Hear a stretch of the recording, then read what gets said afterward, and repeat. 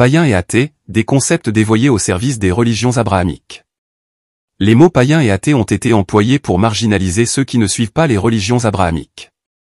Au cours de l'histoire, leurs significations ont été transformées pour servir les intérêts de ces religions, afin de présenter ceux qui n'y adhèrent pas comme éloignés de Dieu.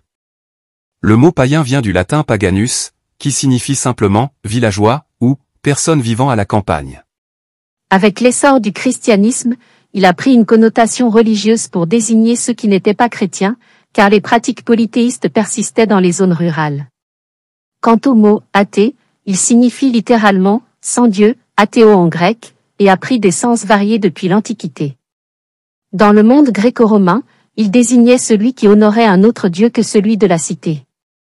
Ainsi, les Grecs et les Romains qualifiaient d'athées les Juifs et les chrétiens, car ces derniers refusaient de représenter leur Dieu par des images ou des statues.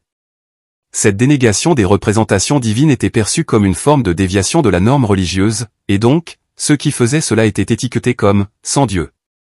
À partir du XVIIIe siècle, le terme athée a évolué pour désigner ceux qui refusaient de reconnaître le Dieu dominant de l'Empire romain chrétien, puis ceux qui niaient l'existence de tout Dieu. Ce processus visait à valoriser les religions abrahamiques comme révélées, tandis que les autres croyances étaient perçues comme inférieures ou erronées.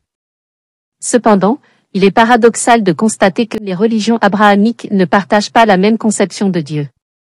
Bien qu'elles prônent tout un Dieu unique, chacune a développé des doctrines et des pratiques qui lui sont propres. Enfin, il convient de noter que l'athéisme est une notion spécifique aux religions abrahamiques. Ce concept est inexistant dans les croyances africaines, car l'idée de Dieu est née en Afrique noire, où le peuple a toujours cru profondément en une puissance divine, un Dieu unique, créateur de l'univers. Cette foi en une force suprême, omniprésente et bienveillante a traversé les âges et continue de nourrir la spiritualité africaine.